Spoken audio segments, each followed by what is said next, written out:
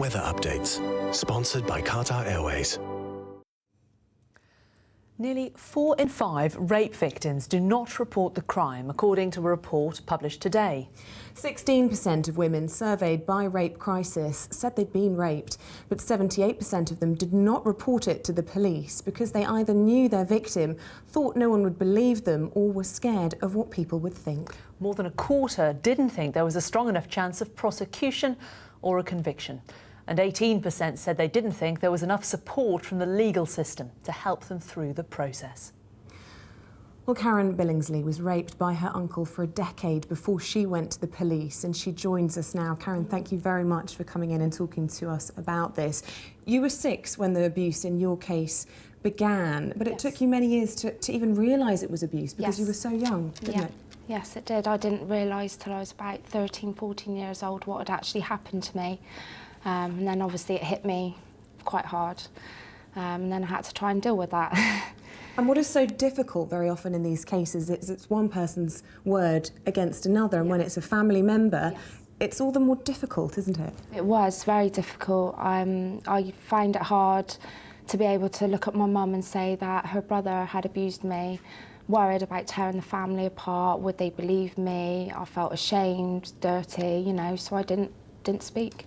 What was the trigger? What made you change your mind and realise that you had to speak out? I found out he had 2 children which he harmed, not abused like he did to me. And I snapped because I thought if he'd done that to them and I didn't speak up, I'd have to live with that. So I spoke up. And what was the reaction? Who did you tell first? I rang the police. Before you told your mum? Yes, I rang the police, and then obviously all my family found out. It must have been tough, but did you feel that at the time, as soon as you did it, that it was the right thing to do, that a burden had been lifted? Not straight away. I was quite keen to back out because obviously I was quite scared. I didn't know what the court process would be like. So at the beginning, I was quite scared, but I pursued it and it paid off. So. And we're seeing from this survey that lots of women share your concerns and it deters them from going forward.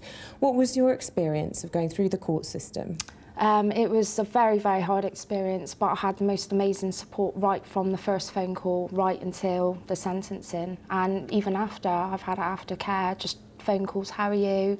You know, so I wouldn't have done it without that, really. Because we do hear lots of negative press about the way women, or particularly, or whatever sex, victims of rape sometimes face a very difficult time under cross-examination in the dock. Was that your experience? Did you feel like the jury was behind you from the word go?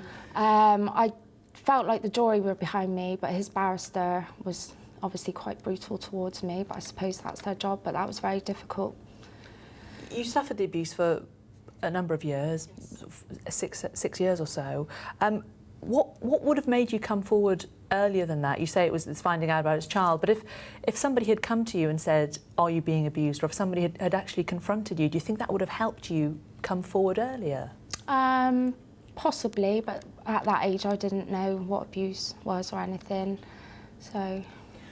Looking back, you yourself have commented that you weren't eating, that you were very withdrawn, and to sort of anybody looking in, you feel as though there should have been warning signs and that people should have been picking up on those. Is that something you feel strongly about and that you think could have been picked up? I feel like I've been let down quite a lot, but my parents were actually getting divorced at the time, so people just put it down to that, so, yeah. And in the court process, you mentioned as well that it was actually looking back at how your behaviour changed that actually became very, very important evidence in the trial of your uncle. Yeah, because specialised CID or police, they're trying to notice all the kind of symptoms and stuff. And they said it's clear to see that you have been abused. And I did tell a couple of doctors as well, so it was on all my medical files as well. What do you think could be done to encourage more women to come forward, more rape victims to come forward? Just knowing what support is out there for them, really, because there's, you know, when I reported it, I didn't really know anywhere I could go but the police. You know, just to know there's NSPCC or Rape Crisis, you know, all those kind of things. I think people need to make victims more aware of the support that is out there. And how long-term is the support? Are you able to still get support now into your adult life? Yes. Are you still able to draw on that? Yes.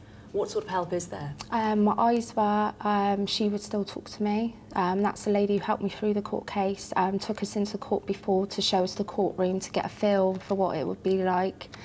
And obviously my friends and my family have given me immense support. So.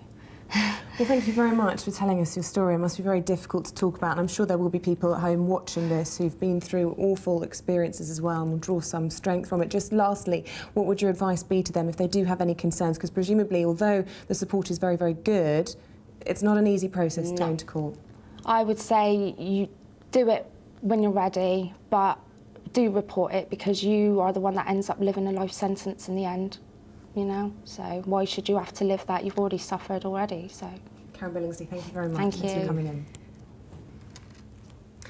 Well, British troops have withdrawn from their base in what was once one of the most violent districts in